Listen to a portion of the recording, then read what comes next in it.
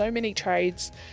They're fabulous at what they do, whether it's with timber or carpentry or, whatever it is, right? There's a reason that they're great on site doing what they do. Yeah. But generally they're really crap at keeping the books together, right? G'day guys, welcome back to the shed for another episode of Level Up. It's been really good doing these podcasts because I'm getting to meet some really interesting people, and the lady we have with us today is really, I'm really excited to have a chat to her because she's doing great things for women in the industry and women in general, really. So she's done a bit of everything. She's gone to uni. She does some estimating. She's got her own consultancy business, and she also has Awesome Women in Construction, and she has a podcast as well, Awesome Women. So big warm welcome to Amanda. How are you? Good, thank you. Thanks for coming on. Oh, my pleasure. I'm looking forward to it. Yeah, no, look, I'm pretty passionate about women, well, not just in the building industry, but just women in business. I think we could chat all day. I've all the people that listen and follow me will know that I'm a huge advocate for women and what they add, like the value that they add to businesses. I've definitely learnt from experience with having my wife in the business. I've got Sharon in my office as well. She's been with me, I think, getting close to 16 or 17 years now. So can you tell us a little bit about where you've come from? Because you're now putting everything into this Awesome Women thing that you've got going. It's really cool. Yeah, so finished high school, went to uni, did a Bachelor of Business, something simple, didn't really know what I was going to do when I grew up. Sometimes we still are working that out as well. Went into a major builder, started in the maintenance department. We cringed every time it rained because, that would be the first phone call you'd get. Yeah. And after a little while, I wanted more. I knew there was more out there and I had a taste for it. So I knocked on the estimating manager's door and said, I'm ready, let me come over. 6 weeks later, I was over there and I had the steepest learning curve that I could have ever imagined. But here we are, 20 years later, procurement and estimating specialist and, Good. And you're not just doing little stuff either. Like you're just saying before, like you're doing massive high-rise buildings. Yeah, lots of project stuff. I've done DHA projects, 40-odd homes, millions of dollars worth of housing, and particularly when there's more concrete pathways than there is house slab. Yeah. It's exciting. It's interesting. And for me, that nerd in me, comes out and is quite happy when we're working out, how many cubes of concrete and how many, pallets of bricks we need and all these sorts of things. And I think it's really awesome. I think because our industry is very old fashioned. It's very broken. I do believe it's there's big room for improvement and change, and part of that is bringing more women into the industry because, like I said, women they don't just add so much more value, they just bring so many more talents and experience and ideas, and it's a different skill set. Yeah. So it does blow my mind that you've come and you've gone from working, so you started off working for more of a volume builder, and then obviously when you've started your own consultancy firm, You've really got into the big stuff. So do you do smaller stuff as well? Yeah, do smaller stuff, do individual homes, $1 million plus, it's all, once you've got the basics, it's just bigger. Yeah. There's more concrete, there's more staircases, it's, marble instead of ceramic tiles and those sorts of things. So, yeah. Because estimating is obviously that's the key to a successful project. You've got to know. If we get it wrong. You've got to know your data, you've got to know your numbers to make it all. Well, do your due diligence, make sure it's going to be profitable. Yeah, that's right. And it's having a relationship as well with your suppliers. And I'm fortunate, but I've worked hard as well at keeping those relationships open, whether I'm working for a builder who is or isn't using supplier A and B, but that if you need to call them to check some new legislation or, just double check some pricing or the whispers that you're hearing around town that you can't get black tapware in April, that you can make especially in the current market. At the moment, that's right. And, you've got that, I'll say library of resources that you can tap into, but it's vice versa. We support each other. I love that you said checking legislation and stuff because that's so important. I know, especially for a lot of our listeners out there, builders and tradies, you have to be up to date with code and rules and regs and all that, don't you? Because that could cost you a lot of money if you get that wrong. A lot of change coming up, right? Your 7-star. Just to begin with, without everything else that's about to happen. So That's like, again, that's a good topic to touch. Like, I'm extremely interested about that, but I've been a little bit disappointed. Like, there hasn't been a lot of education or talk. Like, if anything, it seems to me like the industry is almost trying to push it down and doesn't want it. I think there's, on some level, there's been a bomb dropped and we're all kind of running away from it, but Yeah. it's here. It's not going to go away. And if we know today what the costings or the additional costings are, we can be smart and put that in our pricing, right? Yeah. For builders that I've worked with, the smart ones acknowledge the elephant in the room with COVID, Yeah. in that, February 21, we really knew that it wasn't going to go away. And if those that acknowledged it and worked on it and, worked with their suppliers about pricing and what we're forecasting as much as we could from a price increase, they're absolutely killing it now. Yeah. Those it's all that- communication, isn't it? Absolutely. Like, you've got to communicate with your trades, with your suppliers. Like, so many people have asked how we've managed to keep a successful building business through these times, and even with our Live Life Build members, like, one thing we've been sort of helping them and educating them and teaching them what to do. Like, you pick up the phone, like, build relationships, know your reps, like, get information back and from your subbies. And like, a big thing that's kept us very profitable and we've been able to mitigate a lot of issues the last probably 6 months in particular, because they've just kept rising, is having those relationships. So when our roofer, for example, sends a price through, he warns us and says, hey, we've actually been told that in 3 months' time there's going to be a 7% price increase. We know that you're not going to be ready for this roof in that time. Make sure you add 7% onto it when you put your costings in. Absolutely. And then we flow that conversation through to our client and let them know that we've done that, and it's worked, because we've maintained our profitability on our jobs. We've maintained our great relationship with our clients. We haven't had to try and get variations and all those types of things. So it's transparency, isn't it? Yeah. We all want to know what's going on. Sometimes we don't know, but having those conversations makes it a little bit easier. Yeah, well, I just think it's fantastic that someone like you, a consultant that's actually, like, because at the end of the day, you're passing it on to the builder, but for you to have that passion, I guess, and that responsibility to do that and make sure you're informing your builders that you're giving the estimates to, like, that's really awesome. Yeah, well, November last year was a big one, right? Knowing what was around the corner for the first quarter of this year, it was huge, you know, and, I've never seen concrete go up $15 a cube in one hit, let alone 2 lots in 6 months. Like, that was... And now they're saying it's pretty much going to be the standard every 3 months, get moving forward. Like, it's just insane. Yeah. And then you talk to small to medium builders, and you say you need to do this percentage every month compounding to keep your head above water, and they laugh at you. Well, that's okay, but it's had to happen. Yeah. So, like, you're not a builder or a tradie, but you have a business in the industry. Yep. You've you threw yourself in the deep end. You went and knocked on that door. You took the step. You become an estimator, and you've obviously worked up to having your own business. Is there some challenges that you've faced in your business? Yeah, the first challenge was, thinking that waking up. Well, first decision was to do it, right? Yeah. To jump off that cliff, pack the parachute, and go for it. You sit there and you think about it for so long, and then just one morning you go, right, it's now or never, and off you go. I didn't have any particular, 3 months of savings as a backup. I didn't have any of that, and I just needed to do it. And it hasn't always been easy, but I don't regret doing it either. Did you have any challenges being a female in the industry? Yeah, look, there were always challenges. Early in my career, you didn't get invited to the boys' lunch, so I just invited myself, and it's amazing what a couple of jugs of beer and whatnot can do to get you into the group. Yeah. But for me, it was also just asking the question, and eventually they came around and realised I wasn't going anywhere, so we should talk to her. But B as well, like you said, I can bring a skill set, and it was great too that we could have a joke with each other. I remember coming into work one day and they'd flicked the keys around on my keyboard, but I can touch type. So I'm sitting there typing away, not Yeah. noticing, and they're all, I could feel their eyes in the back of my head, and they came over and they're like, "How are you doing this?" And I'm like, "What are you talking about?"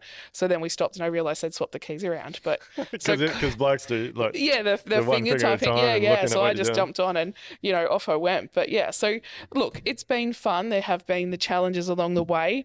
It hasn't always been easy, but for me, I've always just asked the question.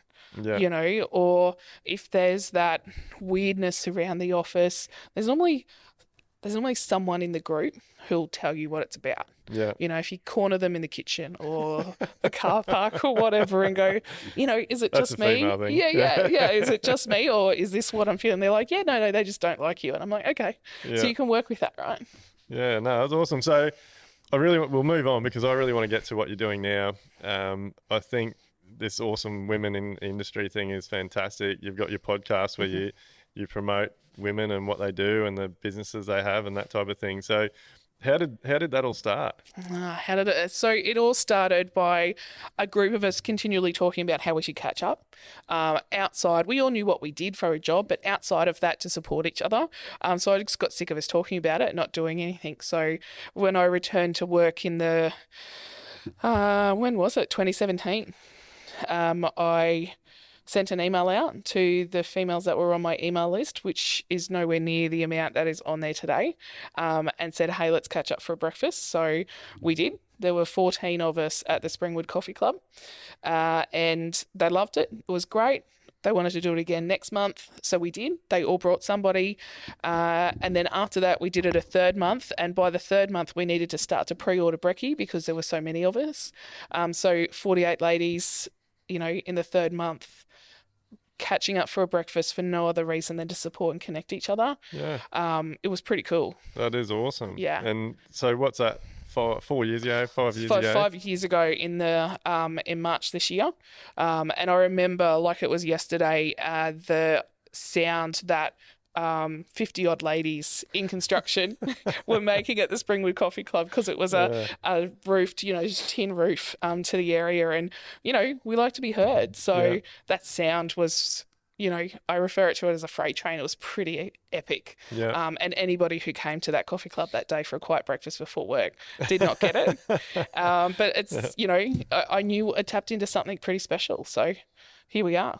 Well, like I said at the beginning, females add so much value. Yep. And I think a lot of the time it gets overlooked. And like I know from my experience with having my wife in the business, I've spoken about this so many times. Like we thought at the time, like she had a very professional, very successful career herself. Well, actually multiple. Like she was hectic. She was always doing something. And we had our second child. She's on maternity leave, and we got told by the office lady I had at the time that she was moving to Adelaide, and just I guess. Like I was running a shit show, and we thought it would be good to have someone come and work for the business, free labour. We're going to be ahead of the game. Yep. And like looking back now, I just can't believe what I put her through. Like it was terrible. Having no one wants to sit in an office in a building business, have people abusing them because they're a female and they think they don't know what they're doing. Yep. Not getting paid, thinking they're not valued, still having to do all the kids' stuff before and after school. Yep. Like, it's very draining. And, like, I'm so grateful for what my wife's brought to the business and where we've come to now. And I'm a really big advocate for it now. Like, women just bring so much to the table, and you really have to embrace women and what they build, what they bring. Yeah, absolutely. And it's a different platform in the sense there's that nurturing. So there's that nurturing of the team, there's the nurturing of the suppliers, of the trades, of everybody, right? Yeah. And generally we're very good conflict managers. If we see a conflict, we don't just let it go. We'll, rightly or wrongly, hit it straight on and deal with it. Like, I know with my wife, that has caused, like, it's put some people offside because, like, back in the day, like not now, like because we have systems and process for everything, but like back in the day, some of our male clients would also get put off by that because they're like, hey, I'm not letting a woman who's tell me. talking to me like that. Yeah, I'm not telling you that I'm not following the contract properly. Like, And I think like now knowing what I know, I don't want a client that doesn't respect my wife or any female I've got working in my business. But it should just be respectful stop, right? Yeah. Would they talk to you that way? And that's right. And that's actually one thing that used to really hurt my wife. Yeah. Because she would quite often ring me in tears and say, hey, you need to call this trade or you need to call this supplier because they've just basically abused me on the phone because and told me I don't know what I'm doing. And like it would just drive me nuts. And it got to the point where we actually stopped using a few suppliers and a couple of trades because we're like, mate, what are you doing? Like, she is trying hard. She's come into this industry. Like, she's trying to help our business grow. Nothing from a construction point of view, work right? with her, help her, educate her. Like, but some people just don't want to be part of that. No, they don't. And it is changing. It's definitely different from when I joined 20 years ago. We still have a long way to go. Yeah. And one of the conversations that I've had in the last couple of weeks is when we talk about the construction industry, we talk about how it's male dominated. What would happen if we got rid of that tagline? It's the construction industry. That's right. Full stop. End of story. No, it's a male industry. Yeah. You know. But I'm a big believer in it's the words we use, eh? And Absolutely. Like that, if they keep talking about it like that, that's how it's always going to be looked at. Well, we're kind of giving ourselves permission then to not to fail, but for it to be that little bit harder because it's all about, we're breaking into a guy's industry or we're smashing the ceiling or whatever language you want to use, right? Yeah. But if we took that tagline away and it's construction, and we don't talk about how it's male dominated, I really think, it's a small shift, right? But if we make that shift in our own backyard first, it does grow. Yeah. Yeah, no, exactly. And that, I think it is, like, I see where we've come from and what we do now, like and doing what I do in the industry now and learning so much about it, like, I honestly believe that if it wasn't for the wives and the partners sitting, like, doing the late hours, like doing dinner, putting the kids to bed, helping the husbands out with the office work, because blokes, well, they're great at what they do. It's not that we just make excuses. We don't want to be the ones pushing the keyboards and looking at the computer. So 9 times out of 10, it's the wife doing it after hours in between all the other stuff that you guys. Well, she may have a job herself, right? Yeah, and it's draining on the family. It's draining on the relationship, but they're not getting paid. No, like so I just can't I can't work it out. Like a big part of what we do in Live Like Build, well, it's the first thing we do. Like when we get new members, we teach them how to understand their overheads and make sure they're covering their cost. Yeah. And within that overhead, there needs to be a salary for the roles that everyone plays in the business. Yeah. And 9 times out of 10, like that's not just the bloke or the builder, that's the wife or the partner that's doing that after hours or weekends work. So we really encourage them to track their hours, like write down what you're doing and what hours you're spending on it, because you need to be getting paid for that. And then you need to include that that salary in your overhead to make sure that all your jobs moving forward, you're charging enough to cover the time to be able to pay you, because it's really wrong that there's so many women out there that are working for free and really getting taken advantage of. They are. And there's, the working for free is a whole conversation. And I'm really excited that you guys are having that with your new clients. The other side of it is that without that salary, there's no validation for what they're doing, right? Yeah. They don't believe that they're an awesome woman in construction. Yeah. They don't believe that they bring value to the business because of that not getting paid. Well, you do a tax return at the end of the year and it's like husband salary, company profit.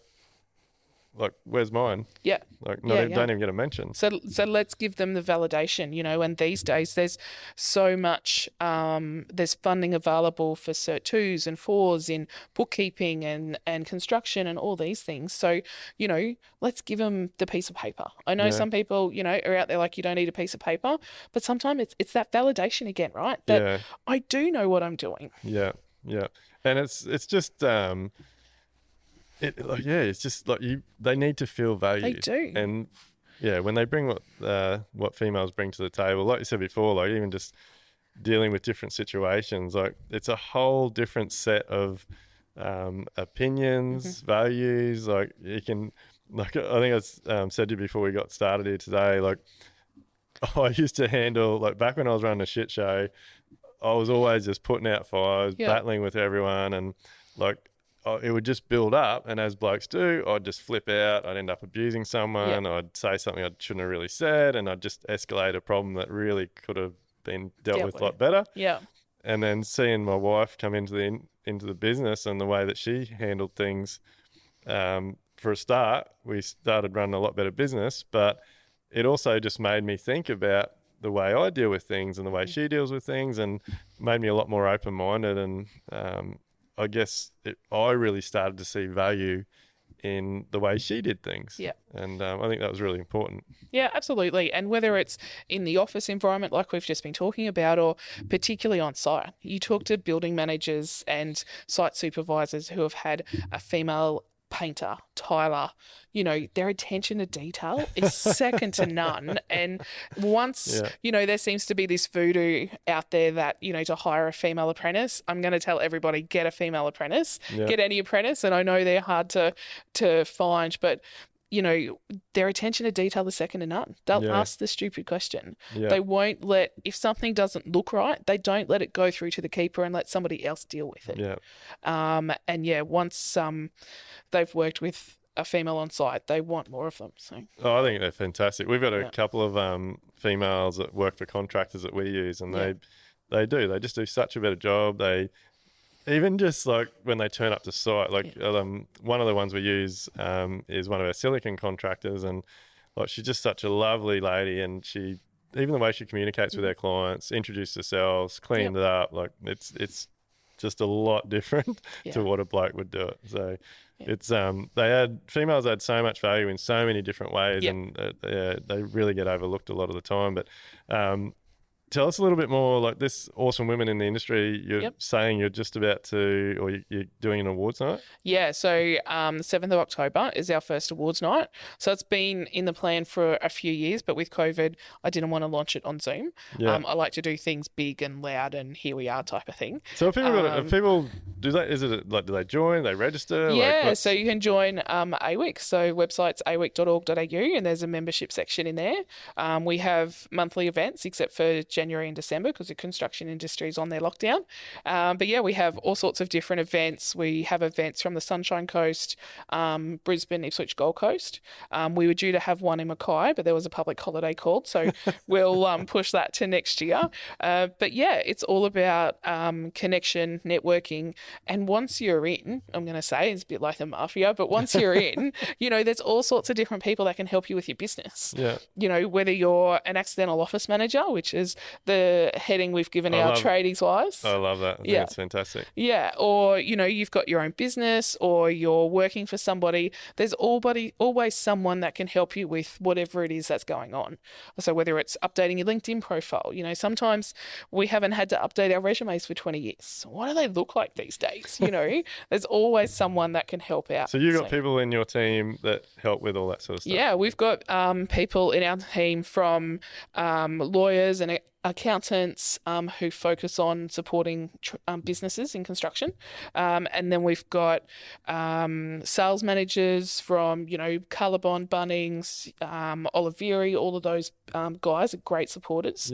And then we have, our accidental office managers and our, our youngest group, our next generation is our 14 to 25-year-olds, which, we're working hard to showcase the construction industry as a career pathway.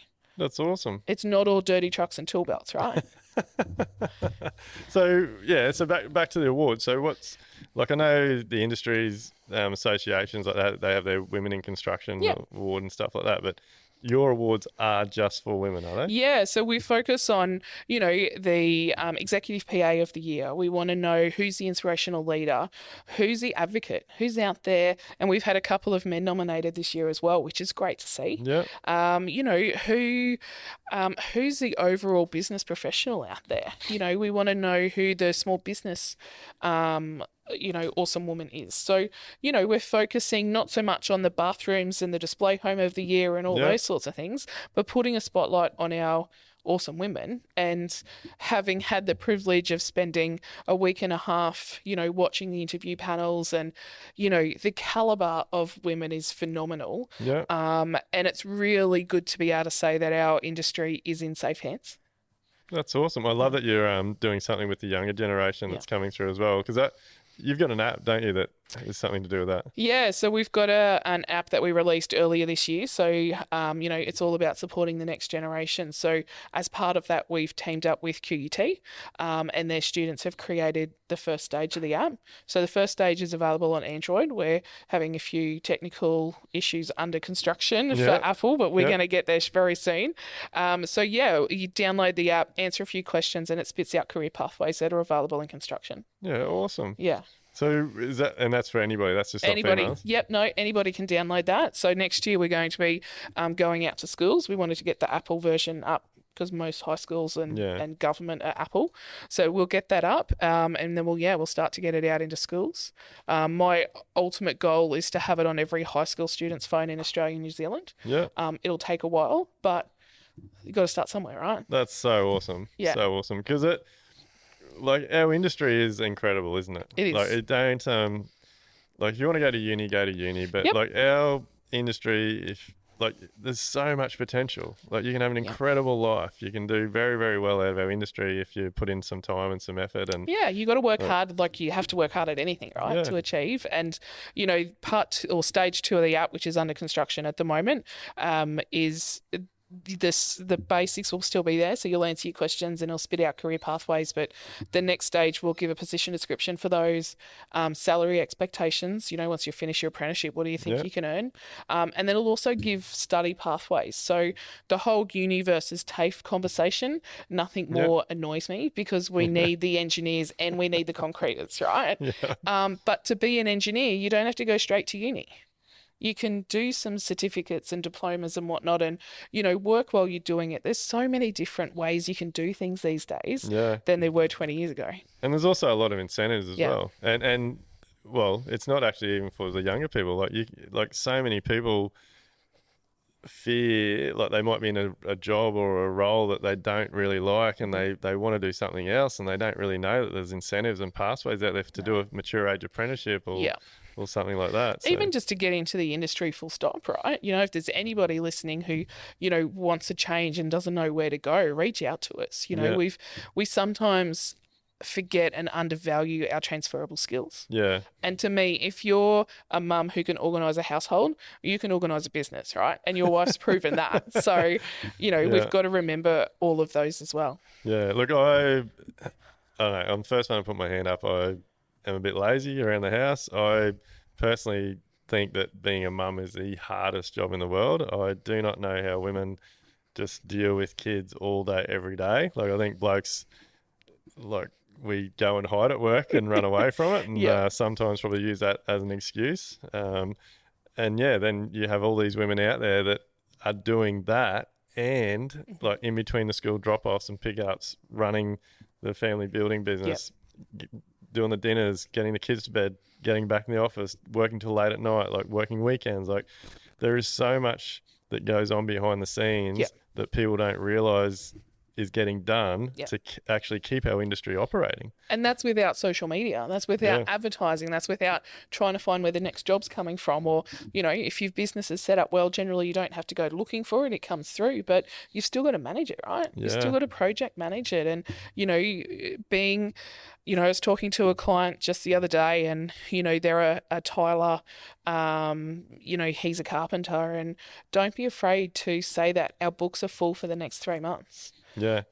There's honesty. There should be a pride in that as well. If you're getting referrals, that's a fantastic way. But just again, we talked about it before, that transparency, right? Yeah, you got to be honest with people. Yeah. We're booked out for so far in advance at the moment, and we it's part of our inquiry system. One of our systems is we have a job forecasting spreadsheet, so we know design stage, approval stage, building stage, forecasted for the next couple of years. Yeah. So when a client rings up and says, hey, we want to do this, this and this, they meet all our criteria, we're very honest with them and say, hey, look, if you actually want to move forward, design can't start till this, build can't start till this. And at the moment, that's some of them are pushing out 12, 18 months. Yeah. But we're actually finding that a lot of people, when you're that honest with them, appreciate that you run such a good business and they're happy to wait.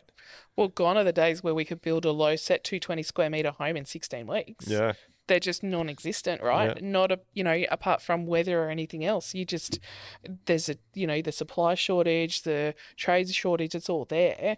But I think at some point too, the sooner we, as an industry, acknowledge the elephant in the room. None of this is going anywhere. Yeah. We need to be forecasting better. We need to be, communicating with our clients better. And, when we give them the building contract and it says 365 days to build a low set home, explain to them why. Yeah. Give them some idea. Give them a Gantt chart. Give them a pie chart. Whatever it is that floats their boat. Yeah. But explain it to them. Again, it's another example of how old-fashioned and broken our industry is, like that. And like one thing that we've definitely learnt since we've started running a lot better business, and we've put all that information into Live Like Build and helping other builders, the biggest part of running a successful business is being able to set, manage and execute expectations. Yeah. If you can get a understanding of an expectation that your potential client's after, if you then manage those expectations and then you execute, it's a perfect job. Yeah. And so many people are afraid to talk about those expectations. And I think a big part of it in our industry with trades and builders, and look, I think this would flow across to most industries, to be honest. Yeah. People think, like you just said, if they say the wrong thing or tell the client, oh, look, you're going to have to wait, they're going to lose a job. And they're scared of that because they're not running a good business to start with. They don't have good cash flow. They're not covering their costs. And they actually need that client to get the deposit or get some money in the bank so they can actually keep paying their bills. So a lot of how our industry operates is from fear. Yeah. And not all clients are created equal, right? Yeah. Not all builders are created equal. We're not all meant to fit into a box that suits everybody. Yeah. If you want a custom home that's a $2 million job, well, they might come to you versus a project builder, because the project builder isn't going to have the staff that can handle, the emotion that goes with building a $2 million home, right? And it's relative, whether you're building a $600,000 home and it's your first one, and unfortunately, that's the pricing that we're looking at these days, or a $2.5 million home. It's all relative. Yeah. That's awesome. Like, I love that you just touched on that as well, isn't it? Because it is so much more than the price. There is so much emotion in building.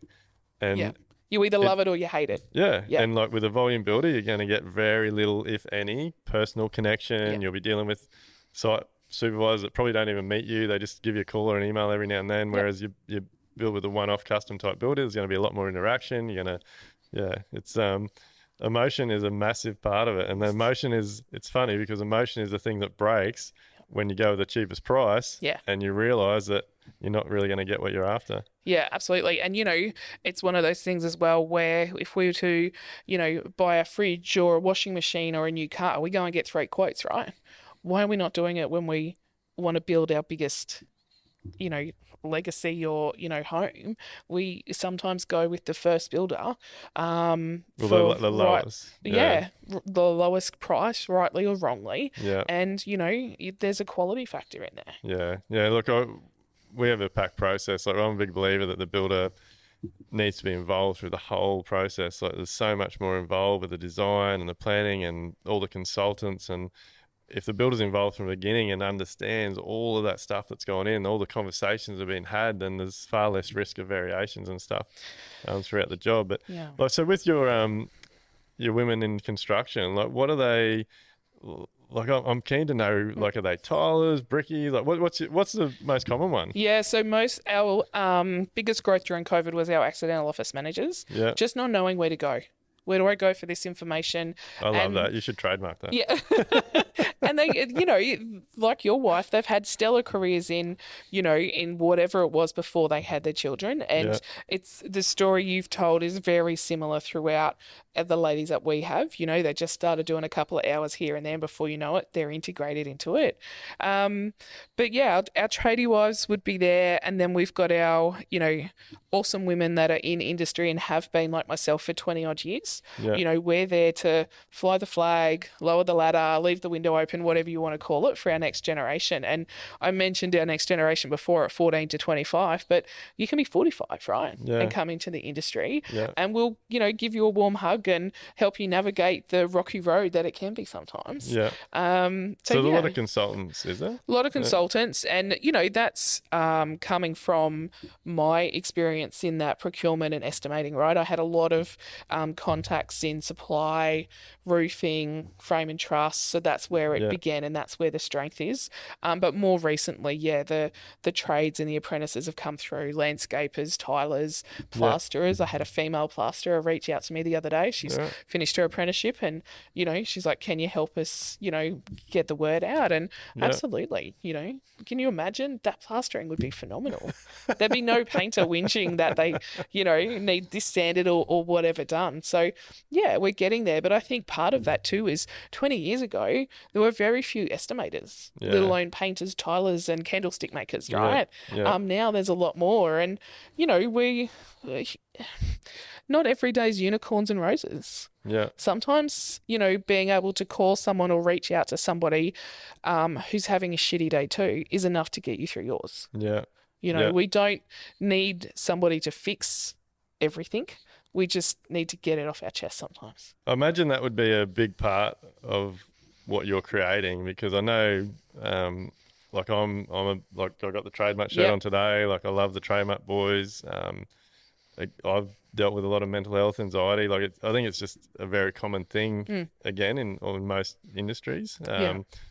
Building and trades can have it as well. But like I've seen or heard stories where, like the wife's crying in the shower because she can't cry in front of the husband because she has to keep it together because he's losing it, or he's dealing with so much shit that the only place she feels like she can have a bit of a breakdown is in the shower, because he won't know that she she's doesn't. not dealing with things. And earlier this year, or during the last 18 months particularly, there's stories and, people have called and said, I've come home and my husband's in the corner sobbing. Like he's not just crying, he's sobbing. What do I do? And we've recently formed a partnership with TX, who are, trademarks are very much part of alignment with them. It's they then jump in. The wife will then jump in and support them, and we're horrible at supporting ourselves. Yeah. We're just really bad at it. But when all of a sudden they're raised, 2 kids under 5, they're helping running the business, they're raising the children, they're putting dinner on the table, like you said, and then during COVID they're educating as well. Yeah. And then to have, to take on that extra support when the husband's not having a great day, it's a lot. Yeah, mental health is huge, and they, like I imagine a lot of women out there would just feel like they've got nowhere to go. Like we always talk about blokes don't like talking to each other and stuff, but females are no different. No, like, I was, brought up, if you don't talk about your emotions, right? Yeah. You never did. And, one of the things that COVID has done well is, I remember many times going into work sick as a dog, box of eucalyptus tissues, the Cottrell, and you'd sit at your desk and you'd suck it up and you'd push through, right? Yeah. COVID isn't allowing that anymore, and I think that's a really good thing. Yeah. And from a mental health aspect, it's like anything. If we see someone with a, plaster cast on their arm, we ask them how they're going. Yeah. It's great that we have Are You OK Day, but we need to be talking about it more. It's the elephant in the room. Yeah.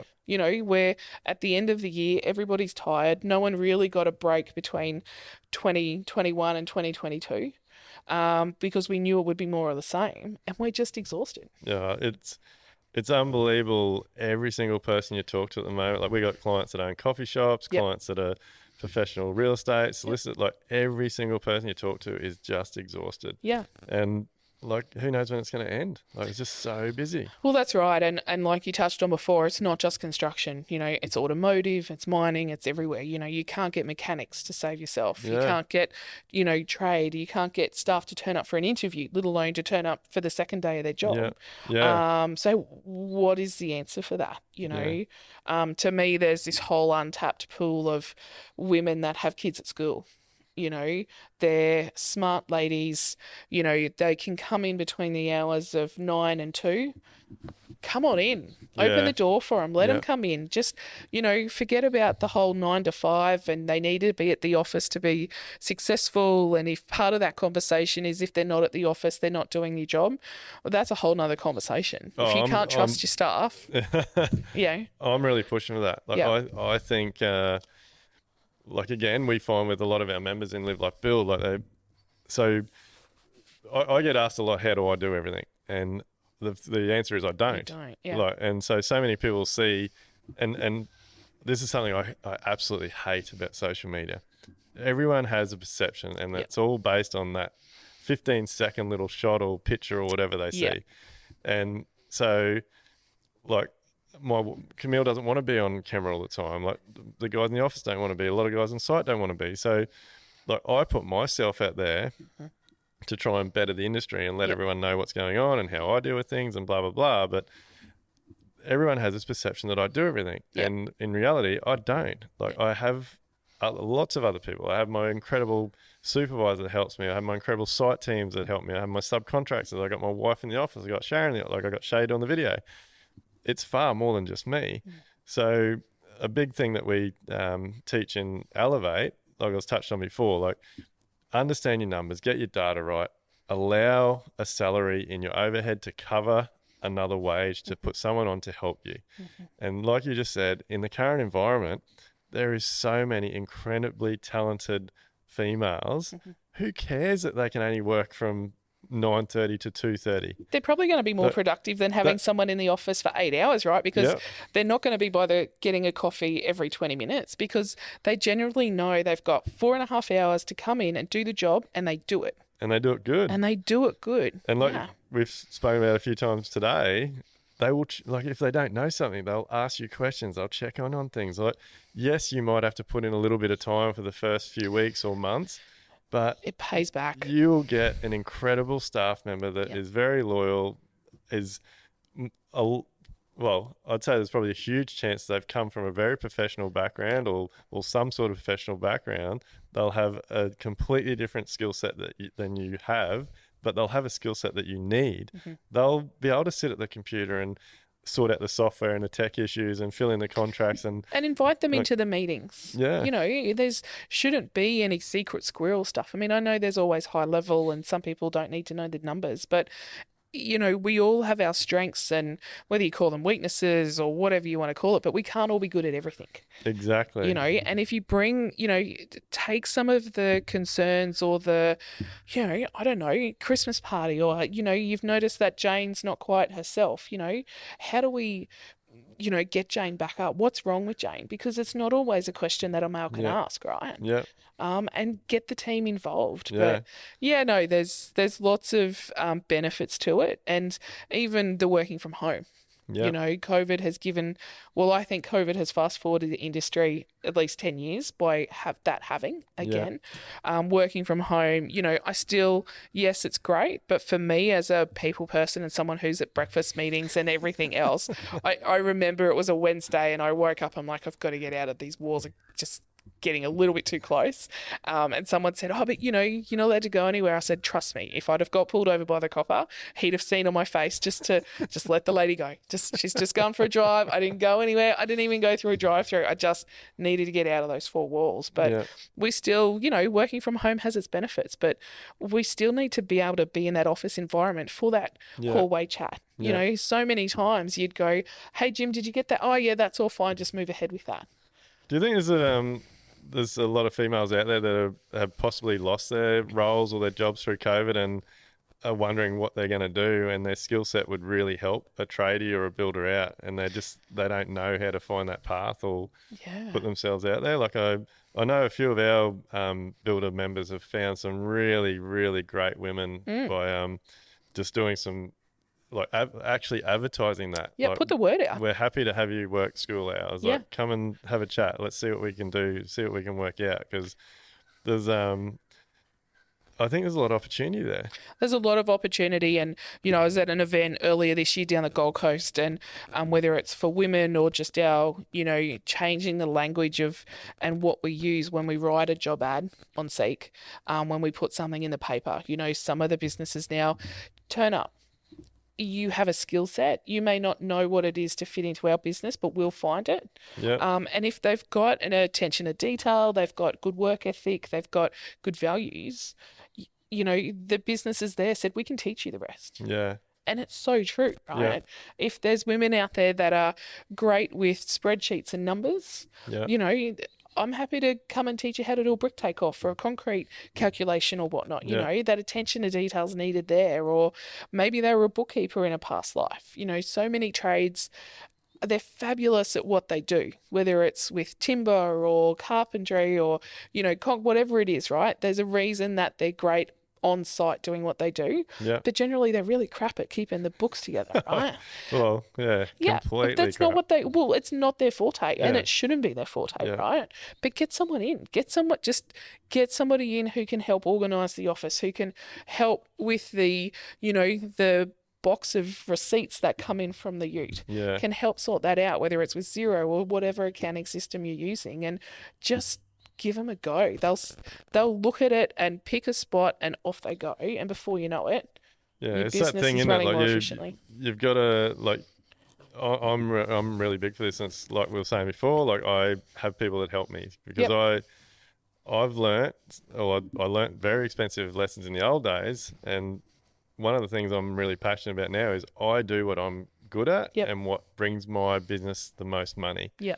If I can't do it efficiently or properly, accurately, like timely manner, all those types of things, I pay someone that can do it. And most of the time, that's women. Yeah. Like, my rule is if I can get somebody to do it for the same hourly rate or less, they can have it. Yeah.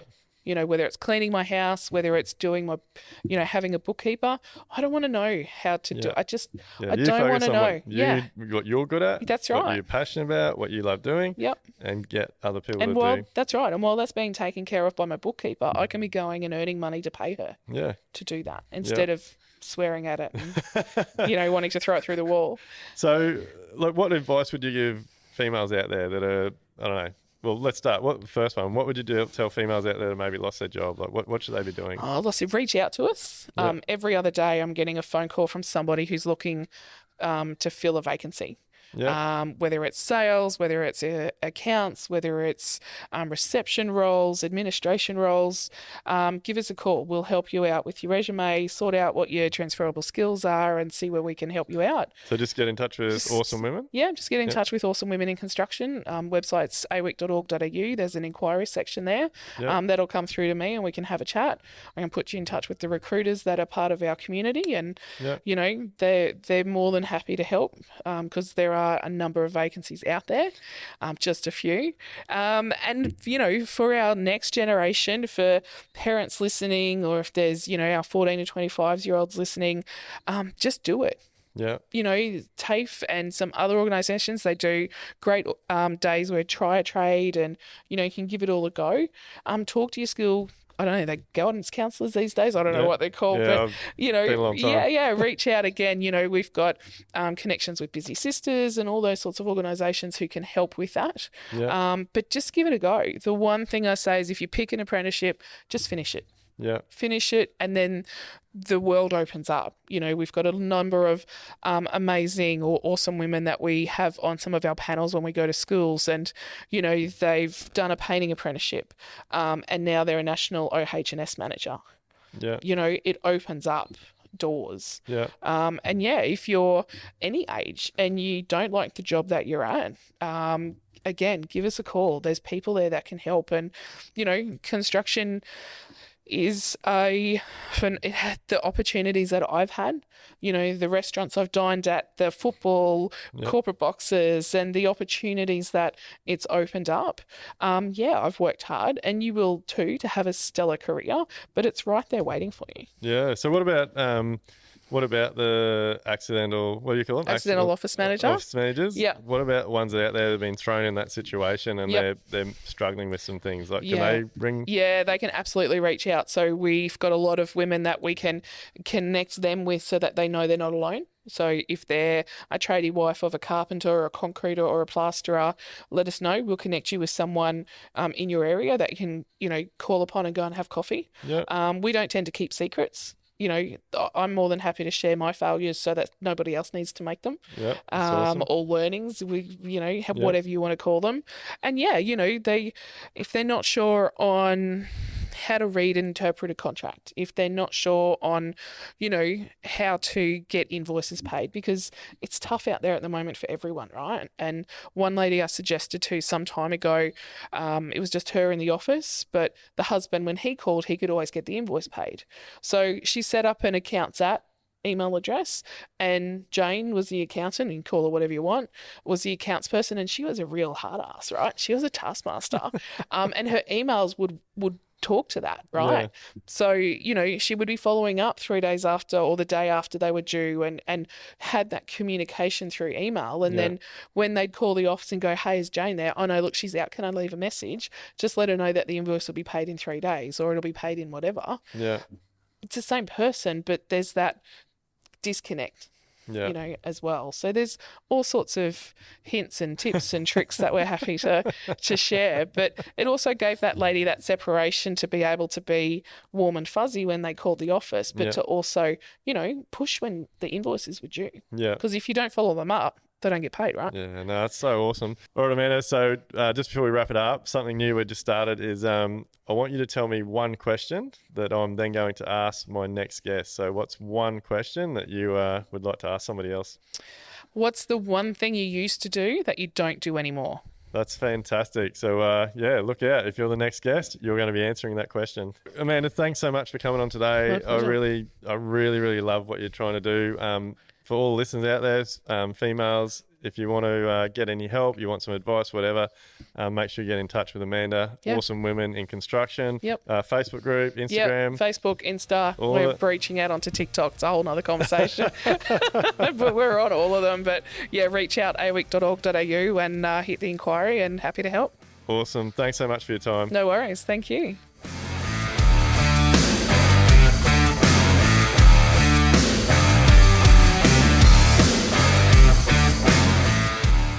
Everything discussed during the Level Up podcast with me, Duayne Pearce, is based solely on my own personal experiences and those experiences of my guests.